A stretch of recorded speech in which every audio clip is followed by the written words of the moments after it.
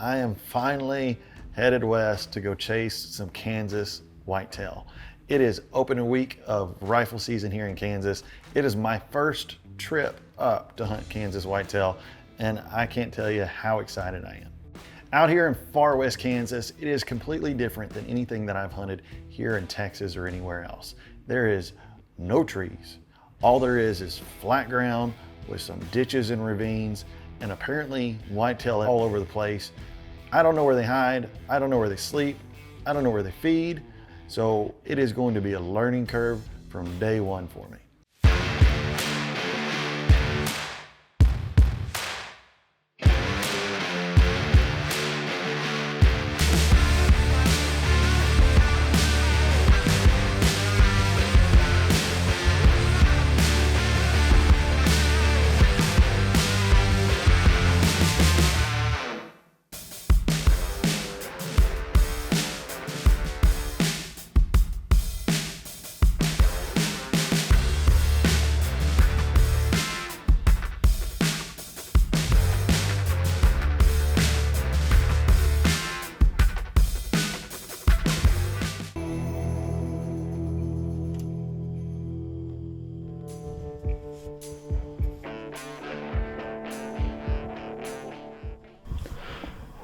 So it's day one here in Kansas, rifle season. It's a nice brisk 8 degrees this morning. So got in a couple hours before sunrise, got set up in the rifle house. We're set up over the top of this ridge and draw that the deer have been moving up and down, heading to a cornfield, and then back down the draw to bed down during the day. So got in here before sunrise, hoping to catch them moving between feeding grounds and bedding grounds in the day. 8 degrees this morning, high of 20. Should have the deer up on their feet and moving, so it's gonna be a good morning.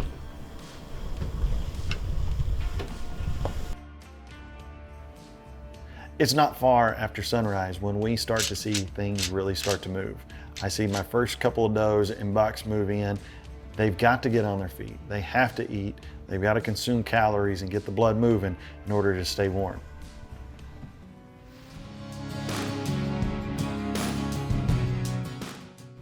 Kansas whitetail bodies are 4 times the size of a Texas whitetail body deer. And just being able to see them in person already makes the hunt for me. Being able to be in different places and locations and hunt different game, and the overall experience is what is all about going out and hunting. It's not always necessarily the horns on the wall.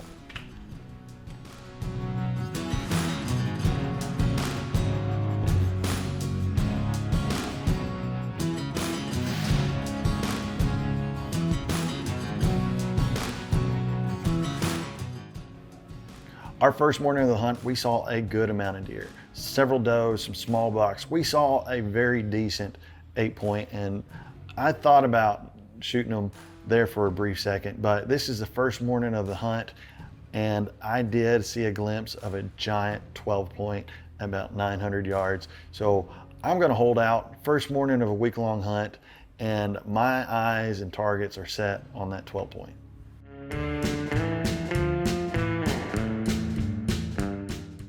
So it's day 2 here in Kansas, second morning of our week-long hunt. We got a big weather change coming in. Yesterday we had a big cold front that blew in, dropped the temperature down into the single digits. This morning it's only about 32 degrees. We got a strong south wind blowing. By this afternoon it's going to be all the way up to 60 degrees. So got a little bit of challenges with the weather, but we still have a good pattern on these deer. Still think that they're going to be moving, staying down in the draws, out of the wind. So it's going to be a great day of hunting.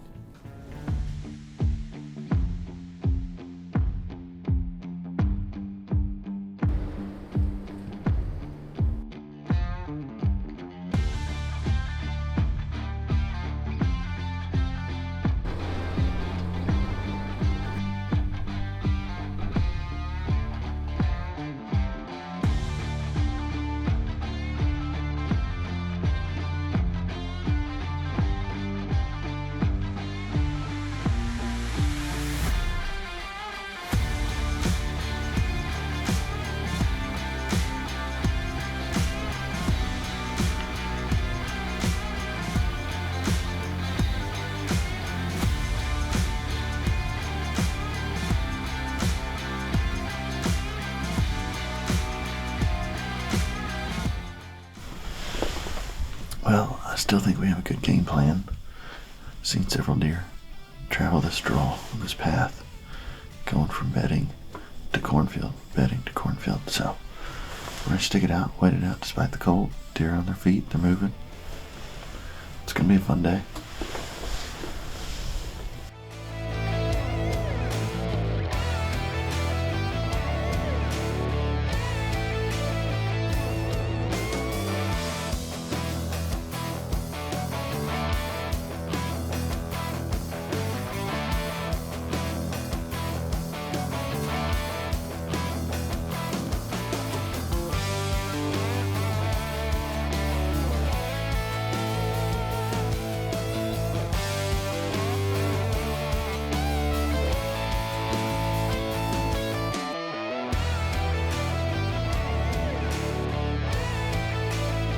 This segment of Target Rich Environment brought to you by Muddy Blinds.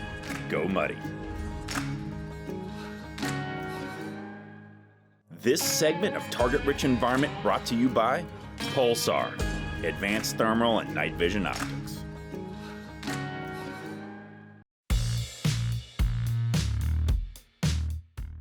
We're on day 2 of the hunt. Temperatures are starting to get a lot milder. The front has come and passed, and the sun is warming things up. So temperatures are going from like the mid 30s to the 50s. Deer aren't on their feet as much. They're not having to feed as much. And frankly, I'm tired of being in this box. And so I want to get out and see Kansas. So we're gonna get out of the blind and we're gonna start doing some spotting and stalking. For the next 3 days, we really put in the miles for this whitetail hunt. We are moving slow, doing a lot of glassing, a lot of looking. There is a ton of wildlife.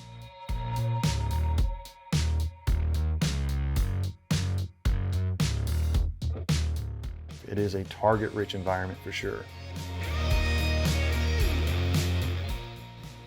Out here in western Kansas, it is flat and you can see everything for miles. You can look at a bush sitting 2 draws over and it seems like it's a few hundred yards and it's a few miles away. It blows my mind how the deer in western Kansas have adapted over the years to be able to just disappear and camouflage, as well as freeze in the horizon lines of the draws and be able to see you and notice your movement from 3 miles away and just be gone in a blink of an eye. As we're moving across this country and we're spotting and stalking, glassing for whitetail, we have to be very methodical in our movements and where we're moving, staying down below the ridge lines so we're not silhouetted with our heads to where the deer can see us, and slowly moving around bends and corners and different terrain throughout the property just to keep from prying eyes, because at any given moment there can be 10, 15, 20 deer looking at you from a mile away and you'll never know it. So I talk about hunting and the experiences really make you the hunter. From day 1, we go from 8 degrees with a wind chill of 0. Day 2, beautiful weather, spotting and stalk weather, 30 degrees to 50 degrees. And then we go to day 3. As if all the advantages were not leaning towards the whitetail with my lack of experience on this hunt and not hunting this terrain anymore. We've got 60 to 70 mile an hour straight line south winds and the biggest dust storm that western Kansas has seen in 10 years come in. We tried to hunt that morning. The wind is just out of control. When it comes to the afternoon, it was not safe for us to be out there, and we just had to call the hunt and wait for the winds to die down and the dust storm to blow through. And when I say winded out, I mean winded out.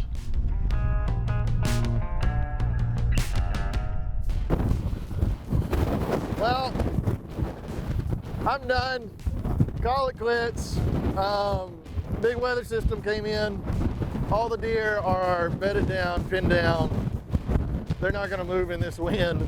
And you know what, that's just the way hunting goes sometimes. Even though Kansas is a target-rich environment, sometimes the weather just kind of trumps you, but it is what it is. Nothing I can do about it. Like, it's gonna take a week to get that sand out of my teeth. After my evening hunt, I go back to the hotel and I start to pack all my belongings and get ready to load up the truck because I'm gonna go home empty-handed. And I call my wife and I made that call that no hunter and no man wants to make, and plead and prayed to be able to stay an extra night so I could do one more morning hunt and try to bag a Kansas whitetail.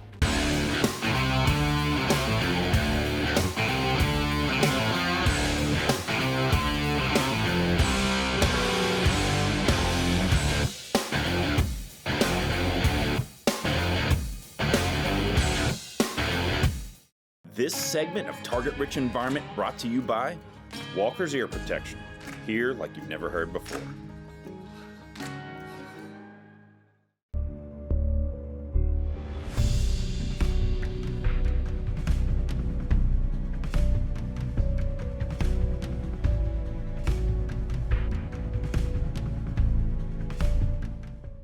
So my loving wife agrees to let me stay one more night. There's a cold front coming through.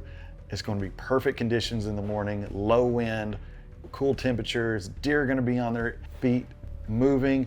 And so we hit the trail and we hit it hard. At first light, we're spotting, stalking, glassing, looking over every ridge line. I am not going home empty-handed. It is late morning now.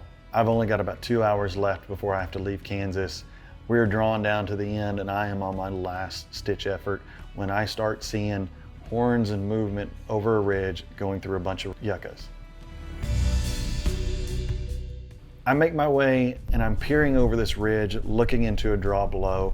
I see a spike exiting out the side of the ravine. He caught movement or something from us and he stops at the top of that ridge and he is looking back. He keeps looking back. He's not looking at us, he's looking at somebody else. And then I see this set of white ivory horns coming through the yuccas, and that's when I know I'm not gonna go home empty-handed.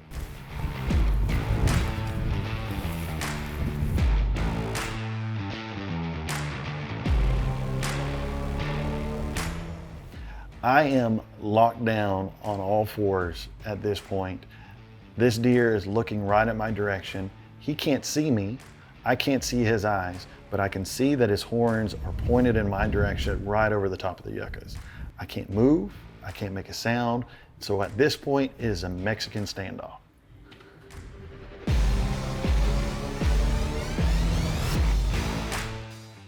I can tell from just his horns looking at me that he is that big 8-point that we saw the first morning of our hunt.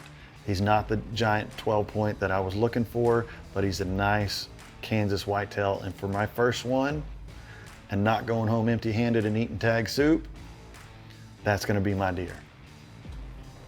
We sit there a little bit longer and this deer starts to move up out of the draw and he presents himself a perfect broadside shot.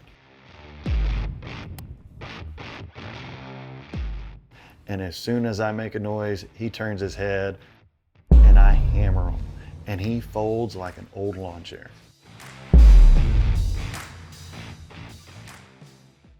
The feeling of shooting my first Kansas whitetail buck was almost like I was a little kid shooting my first deer again.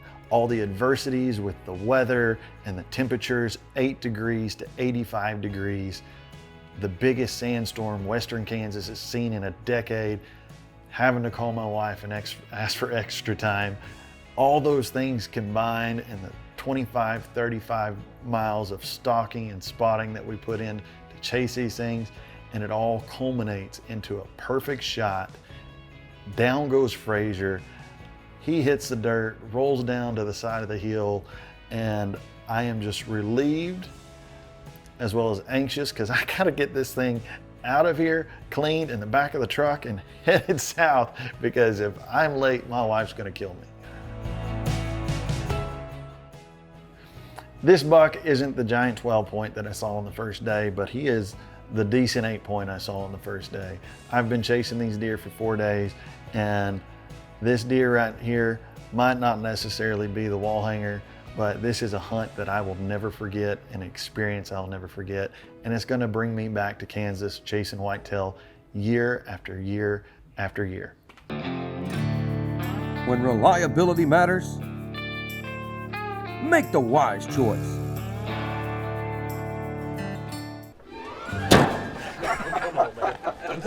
What's up, man? Hey, where can I put this?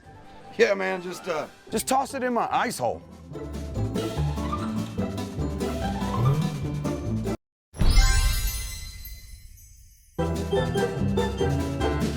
Ice hole. Share it with a friend. If you can hear this episode of Target Rich Environment, thank Dead Air Silencers. No quarter. This afternoon, I got the phone call that every pig hunter wants to hear, and that's our farmers calling us to tell us that they're cutting the corn and that there are pigs everywhere.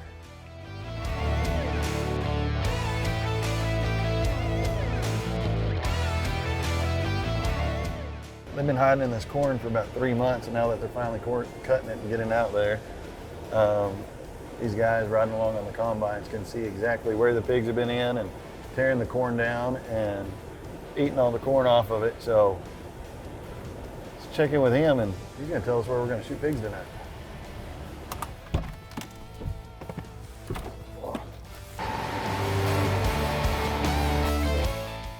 Ricky and Luke Johnson own Johnston Farms. Give me a call and let me know that they're starting to cut corn in the Chambers Creek bottom. And that is one of my favorite places to go pig hunting because it is a target rich environment. And when they get all that corn out of there and there's leftover corn on the ground, those pigs are not going to know what hit them. The pigs have been so safe for so long. They're coming out when the combines and farmers are standing out there in the fields, and they have no fear of them doing anything about it. We have to come in and take care of this pig population. And we're gonna do it tonight. I've got a handful of guys that I already know that can help me out with this pig problem, and they're at the lodge. What are y'all doing? Trying to play school? Did y'all just start? Yep. You wanna go shoot some pigs? Courtney, you wanna go? Let's go. Come on, let's go, let's load up.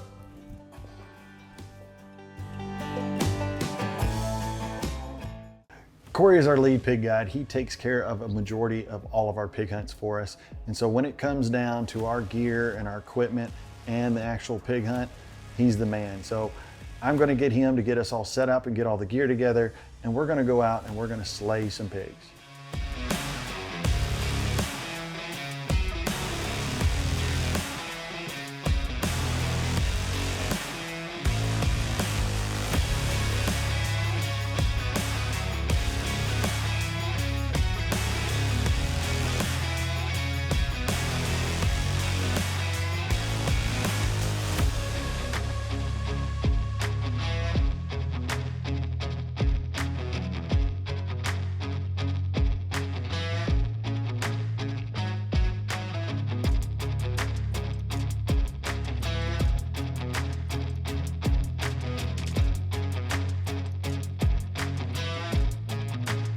Well, we're getting unloaded.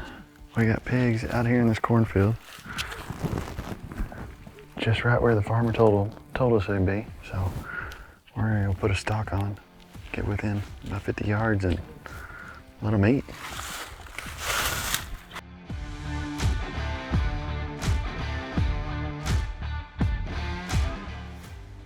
As I expected, the pigs are hitting the fields after the crops have already been harvested. There's pigs in just about every field that they go to, just sitting out there, getting fat and happy without a care in the world until we show up.